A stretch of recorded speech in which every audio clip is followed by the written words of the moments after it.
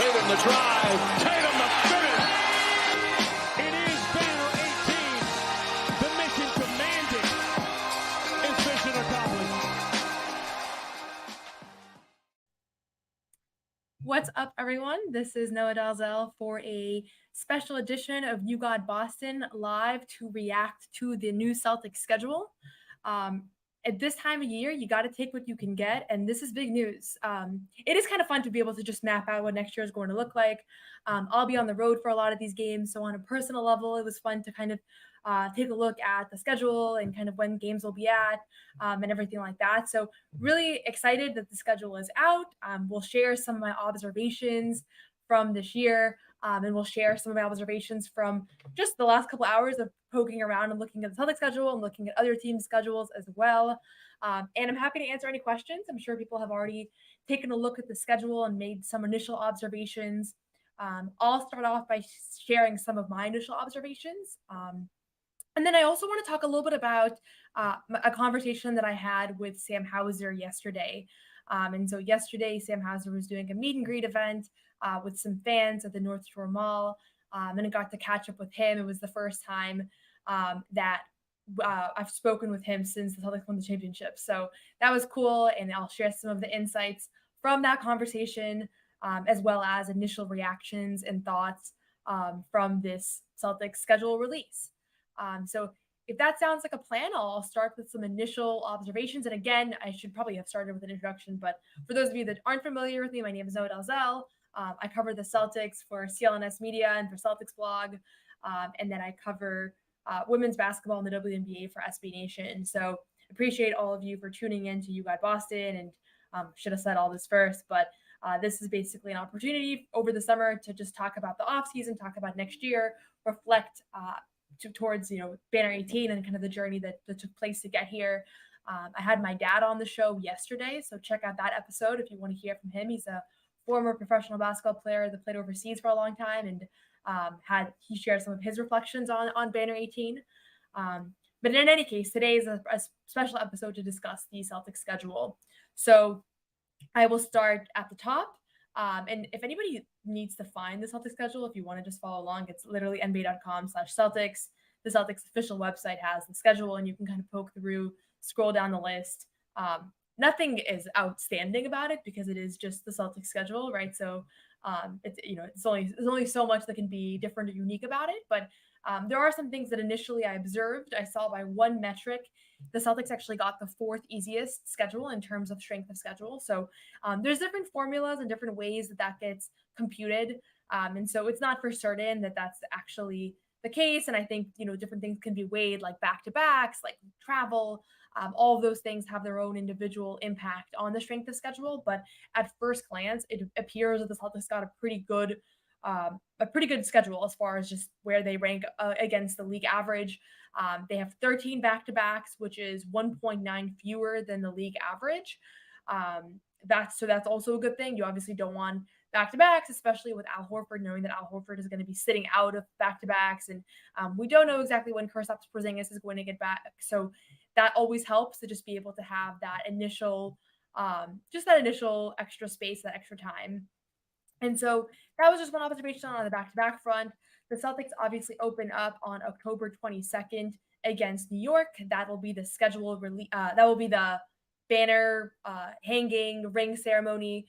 I'm sure the tickets to that are already insane. I was trying to buy some people tickets to that game, and I was in the queue, and I saw the price, and I said, I'll be back, and I'll maybe the prices will go down. They probably won't, but I didn't pull the trigger on this one. So that was just, initial observations. October 22nd, you start against the Knicks.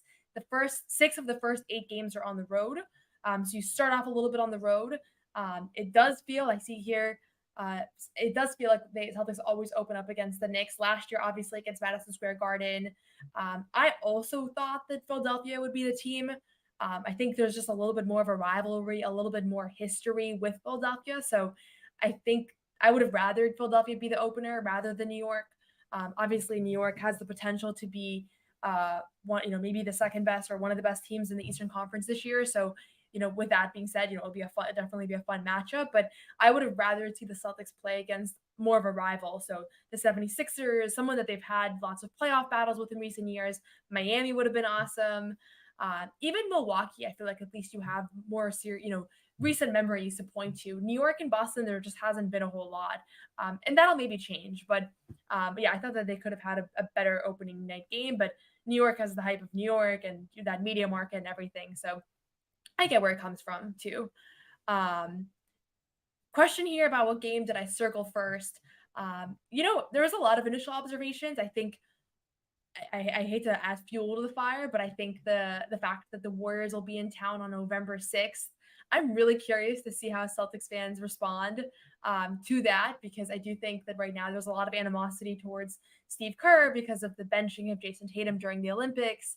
And also, I think just in general, obviously, Warriors Celtics is a finals rematch from 2022, and Warriors have Steph Curry, and they're always going to be a fun matchup, Draymond Green. So I think I always look for when the Warriors are coming to town, but with the whole Jason Tatum, Steve Kerr thing, it'll just be that you already know that'll be the narrative going into that game. You already know when starting lineups are introduced, typically speaking, players will get booed when they're announced, and the coach is kind of quiet. When they say Steve Kerr after they announce the Warriors starting lineup, I can guarantee you that it'll be very, very loud at TD Garden, just based on what I'm seeing on Twitter alone. And I'm not even saying that's warranted. And I'm sure Tatum will go over there and catch up with Steve Kerr and be friendly with him, and Celtics fans are going to freak out and boo. So that should be fun. That should be a good one. Other things that stood out to me just upon initial review is the beginning of January looks really difficult. So you have games against Minneapolis, Denver, OKC, all in a 5-day span on the road, in a road trip that also includes Houston. There's a big homestand in December. So you have the Heat, Pistons, Bucks, all from December 2nd on. Then you have the NBA Cup week in mid-December. So I don't know if people care about the NBA Cup. I don't know if people are bought into that at this point. But I'll just share my thoughts on the NBA Cup. The Celtics are in East Group C. It's a really weak group. So it's Atlanta, Chicago, Cleveland, and Washington. The only one of those teams that I think are going to be a playoff team this year is Cleveland. The only one of those teams that was a playoff team last year is Cleveland. And so they should be able to win that group and advance. And maybe they'll be in Vegas this year playing in the Cup. Maybe they won't. I don't think they're going to take it very seriously as far as like needing to win these games more than regular games. It didn't seem to me like Joe Mazzulla and the team was bought into this idea that this was really important. Although when it came down to point differential against the Bulls, I don't know if people remember, they did foul quite a bit to make sure that they would win by, I think it was 22 points. So anyways, that's Tuesday nights is going to be when that all happens. It's on, it's in December. And so every Tuesday, those games are going to count a little bit differently. They're going to be just considered cup games. So that's kind of the premise there. Outside of that, there wasn't like a whole lot that stood out to me about the schedule in a good or bad way. It looks like they got a pretty fair shake at things. A couple of longer road trips. The biggest road trip is in late March. You have Utah, Portland, Sacramento, Phoenix, San Antonio, Memphis in the last 10 days of March. So that's like the big road trip of the year. I feel like there's always one big March road trip. So this is the one. You also have a big homestand earlier in March. So from like February 28th to March 12th, they're home. So you get the big homestand, you get the big road trip. Those are kind of certain things you kind of know and come to expect. Notice that the Miami matchups and some of the Philadelphia matchups are in the later half of the season. It does appear just at first glance that the beginning part of the season is a little bit easier. And that's a good thing, because if you remember, the main thing that they're accounting for right now as we're thinking about next year is the fact that the Celtics are going to be without Kristaps Porzingis for the first few months at least. And that just means you have to go deeper into your bench. That just means that Al Horford's going to have to play more. Obviously, you're going to rely on guys like Xavier Tillman, Yemi Ishketa, Luke Cornett, but you'd rather have some of the more difficult matchups, some of the more competitive teams in the latter half of the season. And it does appear to be the case. Like I mentioned, that really difficult stretch in early January. If Porzingis is back for, after Christmas break, like if he's back for those games, that's huge. The season starts off relatively easy. You have Washington, D.C. After the Knicks game, you have Washington, D.C., Detroit, You have the Bucks at home, Indianapolis. Then you have 2 Charlotte games, Atlanta. So, it looks like there are some teams that should be a little bit easier teams, non-playoff teams earlier in the season. But again, we also know that you don't come out of the gates focused. Like you can rack up, and it's the NBA, right? So any one of these games can end up being a loss. So you never want to take any of these games for granted, but it does seem like it's a little bit of an easier start, and then January on, things get a little bit more challenging, and hopefully then you have a full strength roster. So those are some other kind of thoughts on the schedule so far. One thing that stood out to me is there's not like big holiday games. Usually I feel like the Celtics play every single holiday, and there's like always these big matchups. The 3 holidays they're playing on right now, you have the 76ers on Christmas Day. They're hosting the Raptors on New Year's Eve. Like that seemed kind of random to me. Like they could have probably gotten I would have imagined they would get someone a little bit more exciting. Like, the Raptors are not really in the most exciting spot right now. And then they're visiting the Warriors on MLK Day. So those are their 3 like holiday matchups. And then from a national broadcast standpoint, if you're curious about that, and again, not every national game means you can't watch the game on NBC. I think sometimes people see national TV and they freak out like, oh, I don't want to hear the national broadcasters call these games. Not every game is exclusive to TNT or ESPN or whoever it is that's broadcasting. Some of them are. I don't know off the top of my head exactly how many are exclusive right now. But the Celtics have 34 national TV games, including NBA TV, which you may or may not consider national TV games. That's 3rd most in the league. It's tied for 3rd.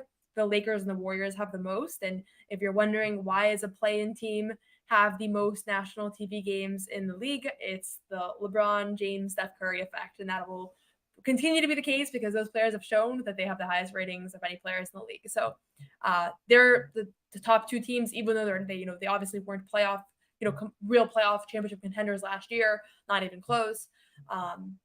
But if you take out NBA TV, actually the Celtics have the most national TV games. So certainly reflect the fact that just Boston is a big media market and the Celtics have been competitive for a long time, but obviously coming off of a championship, you're always going to get a little bit of a boost there. And this is certainly a team that people are interested in and people are interested in watching. So those are some of my initial thoughts on the schedule, just looking at that. I'm happy to answer any questions you might have on what particular stretches or whatnot.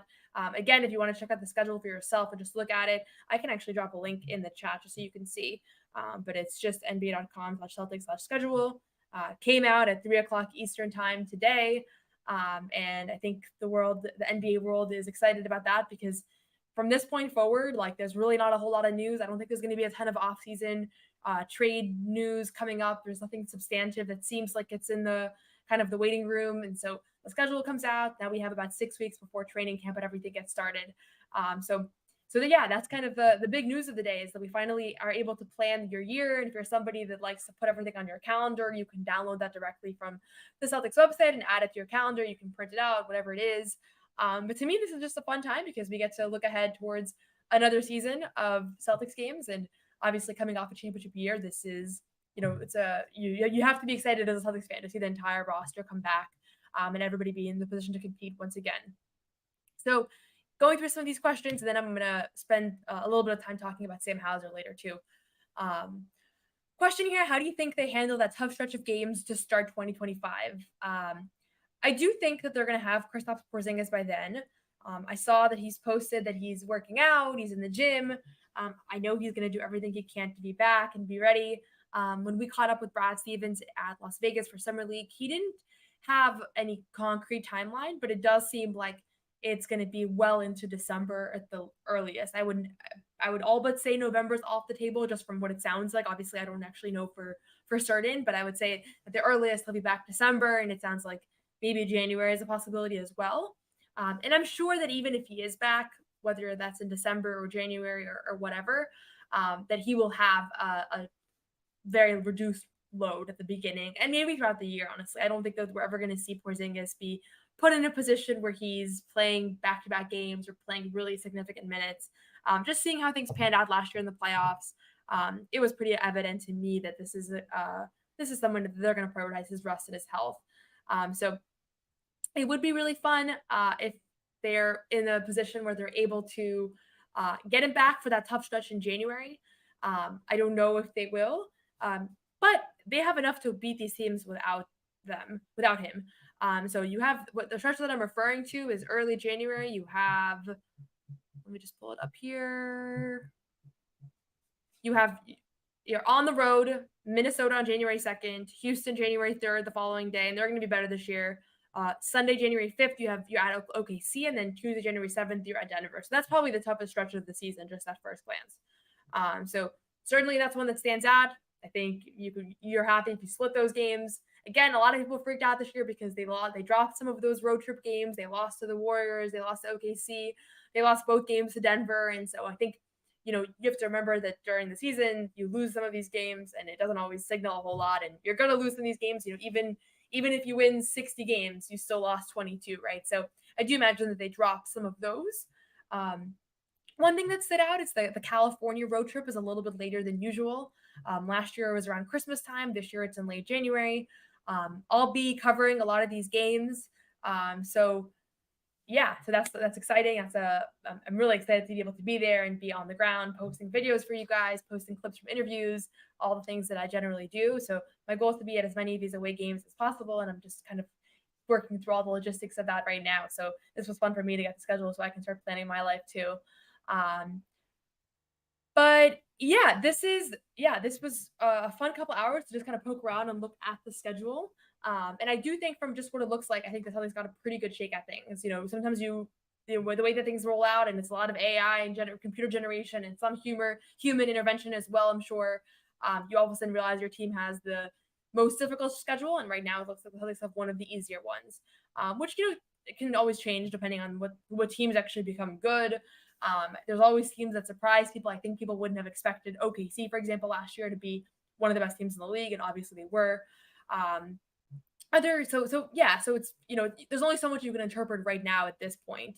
But we'll see. And we'll take a quick break right now just to hear from our friends over at Game Time. I love going to MLB games during the summer. I love going to concerts, games, sporting events, and there's no better way to get tickets to all of those events than the Game Time app.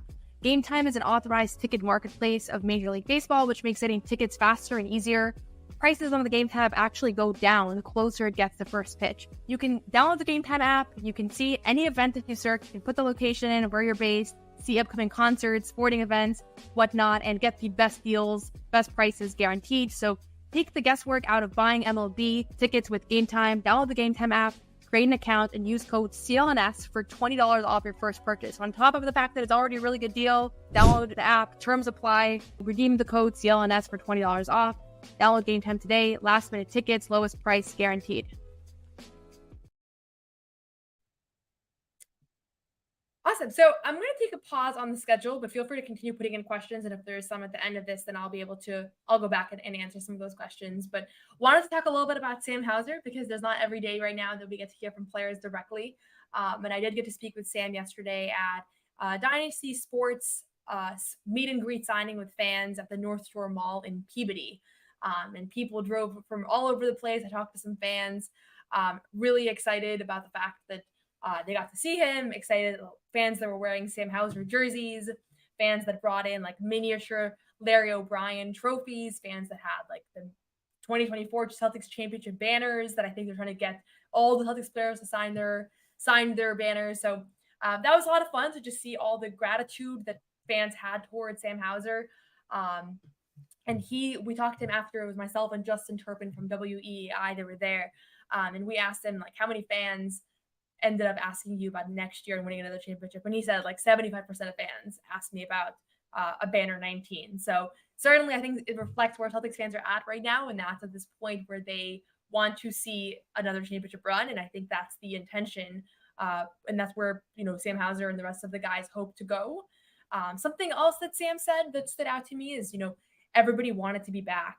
He really made that clear that, talking to the other guys, everybody's really happy that everybody's back. Obviously we've talked about this a little bit on the show, and it's just been pretty widely discussed just in general. But the reality is that Sam Hauser is one of many players that signed contract extensions or re-signed with Boston this year. Obviously Derek White signed his. Jason Tatum signed a supermax extension, and then Neemias Queta, Luke Kornet, and Xavier Tillman all re-signed on minimum deals. Luke for 1 year, Queta for 3 years, and Xavier Tillman for 2 years. So to bring everybody back, I didn't anticipate that was going to be possible. I know for certain that some of those guys got more money from other teams. So the fact that they chose to come back reflects on just how much this team wants to get an opportunity to run it back and win all together again. And Sam talked about how happy he was that they all were able to be in that position, how grateful he was for the front office. Obviously, he signed a pretty good deal, 4 years, $45 million. You can't complain if you're him and you kind of got that opportunity. After a really good playoff run where he hit 11 threes in the NBA Finals and was a really key piece down the stretch. So that was cool just to be able to hear how he's been enjoying his summer. Payton Pritchard got married this past weekend. There were a lot of Celtics players there. He was there. The Larry O'Brien trophy was there. Even former Celtics like Lamar Stevens was there. O'Shea Brissett and Svi Mykhailiuk, who I think are the two guys that are not going to be back from last year's team. Svi Mykhailiuk is officially signed with Utah. He was signed a 4-year, $15 million deal, whereas O'Shea Brissett is still a free agent. So there's a small possibility that he takes that last spot. I don't anticipate that he'll take that last spot, but it is a possibility. So yeah, so Sam talked about how excited and grateful he was for that. He also talked about how the fact that the Celtics believed in him early on, what it means to be able to stay with one team for a long stretch of time, considering the fact that they were the ones that, when he was undrafted, signed him to that two-way. He was wearing a Maine Celtics shirt. So that was cool. I think he likes wearing that shirt. It kind of pays homage to his roots and with this organization, in Portland. And obviously he was a great G League player. But to go from a great G League player in 2021 to now being a key piece of a finals championship team in 2024 is still a pretty sweet turnaround. So we chatted with him about that. I'm trying to think if there's anything else that I need to cover from that conversation. But just generally speaking, he seemed to be in really good spirits. He didn't want to get into the details of what the Larry O'Brien trophy might have experienced at Payton Pritchard's wedding. I think that we've already heard, if you've heard, Wick has done an interview about how when Joe Mazzulla had the trophy for a few days, it came back all dented. I don't know the condition of the trophy right now, but it is pretty cool that Pritchard got to have his trophy on the Cape for his wedding, because I remember during the finals when the players were at all their different stations on the court on media availability days, one of the questions that Pritchard was asked was, do you want to get the trophy for your wedding? And it was before game one. And so he was like, I don't even want to think about that right now, but like, that would be really cool. And so the fact that that panned out and the Celtics won the championship when he was able to bring the Larry O'Brien trophy to his wedding is pretty cool. And so that was kind of a full circle moment. But just in general, yeah, he seemed really happy that everybody was locked in.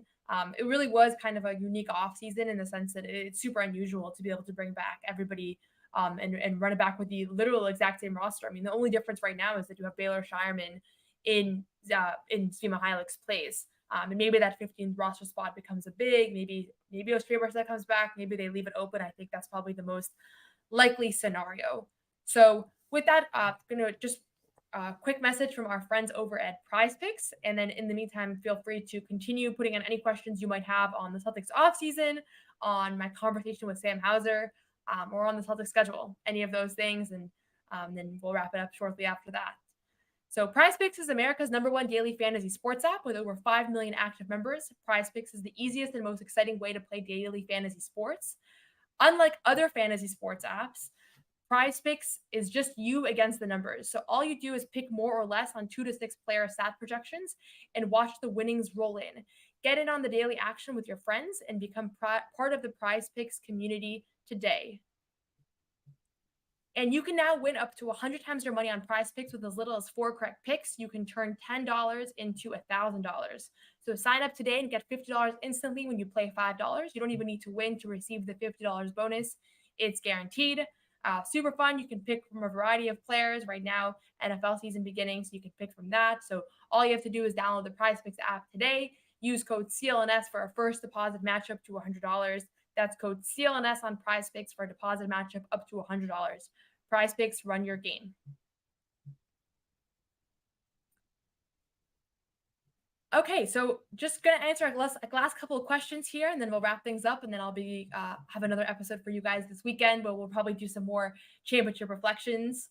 I'll take this moment to just say, if you're enjoying this show, The best way to support is to just make sure to subscribe on all platforms, send it to your friends, like, comment, share, leave a review on Spotify, Apple, whatever it is. Subscribe to the channel itself. It's You Got Boston. If you're watching this on Twitter or on CLNS, you can also subscribe directly to the You Got Boston YouTube channel. And obviously, we're going to have a lot more to talk about near training camp. I'll be having a new episode out every single day of training camp, after games, practices, and all that. So join now while I'm just home and we're just reflecting on the season and talking about the year ahead. And then we'll have lots of live game time coverage during the year. So thoroughly appreciate all of your support and appreciate people for tuning in. And yeah, so I'll just do a couple last quick questions here before we wrap up. Yeah, it was cool to see a lot of the Stay Ready crew at Pritchard's wedding. I didn't even know that Blake Griffin was like whatever you have to be qualified to be an officiant. So the fact that he was able to do that, and it sounds like he was cracking some jokes, but it was kind of a full, a cool full circle moment to be able to see him. And he's obviously back. You've got guys that were traded mid-season, like Lamar Stevens is back. And then a lot of obviously current players, Jaylen Brown, Miyashikeda, Sevilla, I guess not a current player, Sam Hauser, probably others as well. And so, yeah, so that was pretty cool. And then obviously some of the USA guys were not able to be there. Jason Tatum, Jaylen Brown, Jason Tatum, Drew Holiday, Derek White. So he didn't get the full group, but I'm sure they'll get plenty of other opportunities to celebrate. And yeah. And then as far as I see a question here about Sam Hauser and participating in the 3-point contest, didn't ask him about that yesterday. I can definitely ask him about that in training camp if that's something that people are interested in. One of the things that I've noticed about training camp about 3-point contest is just that it doesn't end up being like the sharpshooters that end up having that position, like the bench player sharpshooters. I feel like they like to have bigger names. And sometimes it's not like the guys with the best 3-point percentages, but I would love, this is both on the NBA side and on the WNBA side. I would love to see like the Celtics, the NBA actually select like the people with the best 3-point percentage, even if those aren't guys that have like the biggest names, and even if those guys aren't like the flashiest people, just because I feel like it'd be cool. And obviously, like if you could get Steph Curry and Klay Thompson and all those guys to play, then like that's great. But I remember a couple years ago they had Julius Randle on, and I was like, let's bring like real shooters. Like no disrespect to Julius Randle, but there's plenty of players that are, that's their thing, it's 3-point contest. So it would be cool to see Sam Hauser. It'd be cool to see like a Drew Holiday if he's having a great shooting season again. He was great during the Olympics, obviously, and was actually the team's top 3-point shooter last year. So that would be great as well. But yeah, I would love to see that. So I think it'd be a lot of fun. All-Stars in San Francisco this year. I'll probably be out there, so be able to kind of provide updates on that front, but it should be a lot of fun. This is the same thing on the WNBA front too. Like they didn't have like their best shooters there. And I think part of the tough thing is that like you have to have buy-in from the players themselves, obviously. Like not everybody wants to do that. It was a whole controversy that Caitlin Clark and Sabrina Ionescu weren't in the 3-point contest. So you have to make sure the players themselves actually want to do it. But I'm sure someone like Sam Hauser would love that opportunity. So yeah, I see someone here said they saw me in Summer League. I love when people come and say hi to me. So if you ever see me like during like the Celtics championship parade and some of the events around it, a lot of people came up to me, I think because there's so many diehard Celtics fans at signings and things. So it's always fun. So always feel free to come say hi. I very much appreciate it. Yeah, I do think Drew Holiday would be great in the corners, though it is kind of tough. Sometimes I feel like with 3-point contests, really good shooters, it's just a little bit different to go from being a really good shooter to being a shooter at a 3-point contest. Like it's just a little bit of a different dynamic. You're shooting off the rack. You have to practice for it. So it doesn't always translate perfectly. If you have more of like a jump shot, sometimes that can be disrupted. If you have a slower release time or whatnot, obviously that's hard too. And then I think sometimes those players rush a little bit. And so that ends up hurting their shot is the fact that they're rushing. So yeah, we'll see. I don't know how we got into 3-point contest, but it's always fun to see. I don't think we'll see the only other Celtics, maybe Jaylen Brown will run it back with the dunk contest, but I don't think he will. He says that he might, but I don't think that necessarily he will. Question here about Tatum's shooting slump. I think you have to think about it as a standalone thing. Like he's obviously was a really good player throughout this postseason and also wasn't shooting well. And the fact that he's able to be so effective still, despite not shooting well, is a great sign for how well-rounded of a player he's become. But you want to see him emerge out of that slump. But I think it's going to take like some high volume shooting games he's going to need to see the ball go through the hoop, but that's going to include free throws, layups, some easy ones, and then some rhythm shots, getting to his spot. And he might have to have some bad shooting games early on. But I do think that he'll work through it. And I did not think that he was going to work through during the Olympics, because the Olympics is just not a time to work through shooting slumps when you have such limited shots, such limited touches, and then obviously for him, limited minutes as well. So I wouldn't say I'm concerned. I will say that if we're seeing by November, if he's had for the first couple of weeks of the season, he's still not finding his rhythm, then I think you have to look at this as like a broader trend and not just a slump. If you guys know me at all, I always think that people overreact a little bit to shooting slumps. Like I think, as a shooter, you have to just know that it comes and goes, and the great shooters have very minimal slumps, but even the shooters like Steph Curry, I mean, up until the 2 final Olympic games, he struggled a lot too. So it is kind of tough to just see, to just recognize the fact that like sometimes you just don't have it, and you just have to kind of get out of your own head. And with Jason Tatum, like I do think that he's in maybe a little bit more of a slump than a regular slump, just because it did kind of extend throughout the postseason. He was, I believe, 28% from 3 for the entire playoff run. So that's pretty severe. Obviously didn't hit jumpers during the Olympic run, but I also would not be surprised at all if he comes out next year and he's shooting really well. So really curious to see how that'll look, because obviously I think that the Olympic was a tough personal experience for him, just with his fluctuating role, how much he was in the media, how much he was in the limelight, all of that. So I hope that he's able to come out of the gates firing, and that he's able to kind of showcase the fact that this is not a real change in his shot. His shot does look a little awkward, but I think more than anything, it's confidence. And I'm sure that he's going to spend some time between now and November workshopping any small issues, any small changes that there might be that he needs to fix. So if there are no other questions, I'm going to wrap it up here and just thank you all for joining. And feel free to DM me if you have any other questions about the schedule. Otherwise, I'm excited that it's out. I'm excited that this is real, and that we have a championship run that's going to begin again next year. So in just a couple of weeks, we're going to be talking about, preseason. Celtics begin preseason in Abu Dhabi. So that's exciting. I will not be going to Abu Dhabi, but, that'll be fun with 2 games against Denver in the preseason. When that first came out, I was certain that was going to be a finals repeat. And then obviously, the Nuggets did not make the finals. But yeah, thanks so much everybody for tuning in. Appreciate it. Have a great rest of your week, a great evening. WNBA play resumes tonight. So if you're really missing basketball and you're open to tuning into the WNBA, I promise you, it's super fun. So you will enjoy it. So games starting tonight. So feel free to enjoy those as you await the NBA season to continue. I cover the WNBA full time as well. So I'll be tuning into those games and enjoying those matchups. And I will see you all soon. Thanks so much.